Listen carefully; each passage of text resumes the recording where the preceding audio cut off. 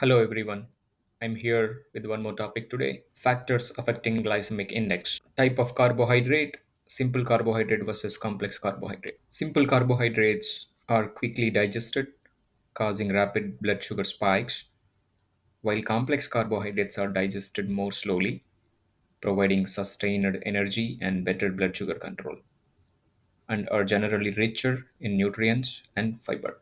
Some examples of simple carbohydrate are sugars, high fructose corn syrup, white bread, white rice, pastries, and sugary drinks. Some examples of complex carbohydrates are whole grains, brown rice, quinoa, oats, whole wheat bread, starchy vegetables, potatoes, corn, peas, legumes, beans, lentils, fruits, and vegetables. In general, complex carbohydrates are preferred than simple carbohydrates. The second factor affecting glycemic index is the fiber content. High fiber foods, often low on glycemic index, slow down the digestion and absorption of carbohydrates, which can help to regulate blood sugar levels and prevent rapid spikes.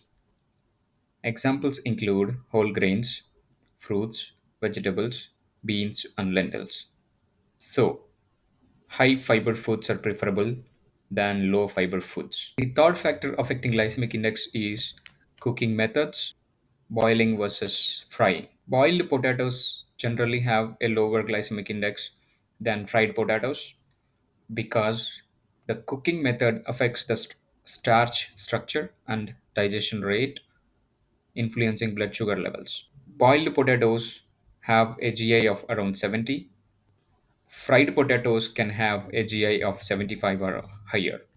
So, boiled potatoes are preferred than fried potatoes. The fourth factor affecting glycemic index is ripeness. Unripe bananas generally have lower glycemic index than ripe bananas, typically around 30 to 45, while ripe bananas have a GI of around 51 to 62. So, unripe bananas are preferred than ripe bananas. The fifth factor affecting glycemic index is fat and protein content in the food we eat. Fat and protein can influence the glycemic index of a food or meal by slowing down digestion and absorption of carbohydrates, which leads to a lower and more gradual rise in blood sugar levels.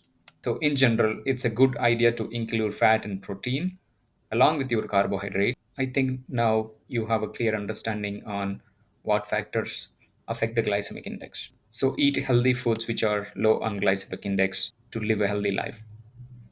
Thank you.